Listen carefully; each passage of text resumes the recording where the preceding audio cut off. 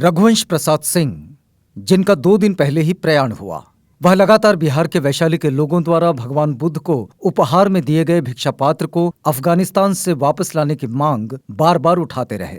इस मामले को संसद से लेकर सरकार के विभिन्न स्तरों पर उठा चुके हैं रघुवंश प्रसाद सिंह ने मुख्यमंत्री नीतीश कुमार को पत्र लिखकर भिक्षा पात्र को वापस लाने की पहल करने का आग्रह किया था। काबुल के नेशनल म्यूजियम में रखे इस भिक्षा पात्र के बारे में मान्यता यह है कि इसे वैशाली के लोगों ने भगवान बुद्ध को भेंट में दिया था। मुख्यमंत्री ने रघुवंश सिंह को लिखे पत्र में कहा था कि भगवान बुद्ध के काबुल संग्रहालय अफगानिस्तान में रखे भिक्षा पात्र को वैशाली वापस लाने के लिए कार्रवाई करने के अनुरोध से संबंधित आपका दिनांक 10 सितंबर 2020 का पत्र प्राप्त हुआ था। मुख्यमंत्री ने उनकी मांग पर हो रही कार्रवाई पर उन्हें अपडेट करते हुए लिखा था कि राज्य सरकार बुद्ध सम्यक दर्शन संग्रहालय सह स्मृति स्तूप की योजना को क्रियान्वित कर रही है।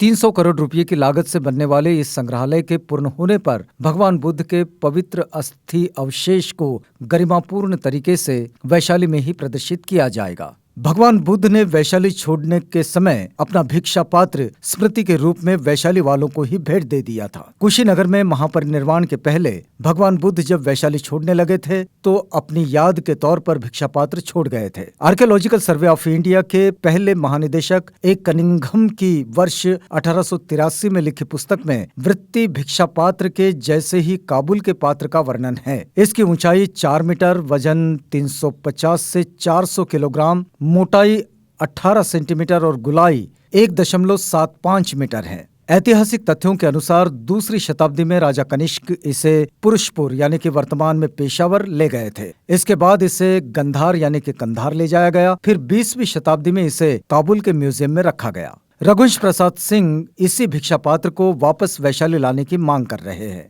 इस मामले को वे पहले से उठाते रहे हैं। वे बीते अगस्त 2013 में लोकसभा में भी इसे भारत वापस लाने का मामला उठा चुके हैं। उन्होंने ये मामला तत्कालीन पर्यटन मंत्री महेश शर्मा के समक्ष भी उठाया था, लेकिन इसका अब तक कोई परिणाम नहीं निकला है। रघुवंश प्रसाद सिंह का मानना था कि बुद्ध का भिक्षा पात्र बुद्ध की नगरी वैशाली में लाना चाहिए। वैशाली उनका संसदीय क्षेत्र रहा है। भिक्षा पात्र को वापस लाने के लिए कुछ साल पहले वज्रकांचल विकास मंच ने हस्ताक्षर अभियान चलाया था। तब इसके संयोजक देवेंद्र राकेश ने कहा था कि तथागत बुद्ध से जुड़े इस भिक्षा पात्र को लाना जरूरी है।